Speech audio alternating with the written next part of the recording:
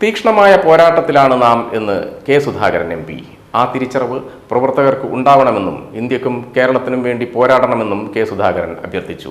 കണ്ണൂരിലെ UDF തെരഞ്ഞെടുപ്പ് പ്രചാരണത്തിൽ സംസാരിക്കുകയായിരുന്നു കെ സുധാകരൻ. ഞാനില്ല, ഇന്നത്തെ പ്രസംഗത്തിൽ നിന്നെല്ലാം മാറി നിൽക്കുകയാണ്. അതുകൊണ്ടാണ് ഞാൻ അവിടെ മാറിയിരുന്നത്. പക്ഷേ രാഹുൽജി പറഞ്ഞപ്പോൾ സംസാരിക്കാതിരിക്കാൻ സാധിക്കാത്തത് കൊണ്ട് രണ്ട് വാക്ക് ഞാൻ പറയുകയാണ്.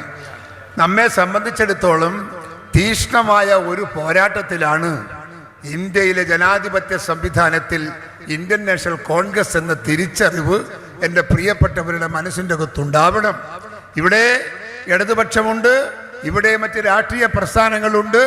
ആ രാഷ്ട്രീയ പ്രസ്ഥാനങ്ങൾക്ക് മധ്യേ ജനാധിപത്യ വിശ്വാസത്തിൻ്റെ ഉത്തുംഗ ശൃംഖലയിൽ ഈ രാജ്യത്തെ തളച്ചിട്ട ഒരു രാഷ്ട്രീയ പ്രസ്ഥാനമാണ് ഇന്ത്യൻ നാഷണൽ കോൺഗ്രസ്.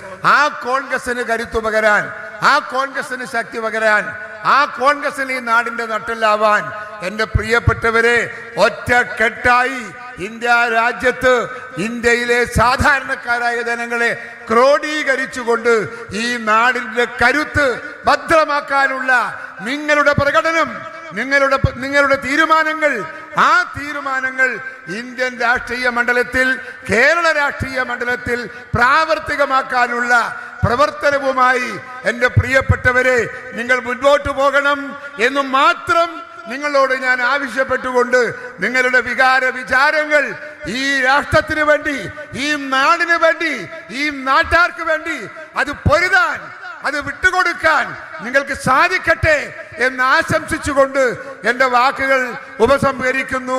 നിങ്ങൾക്ക് നമസ്കാരം. ജയ് ഹിന്ദ്.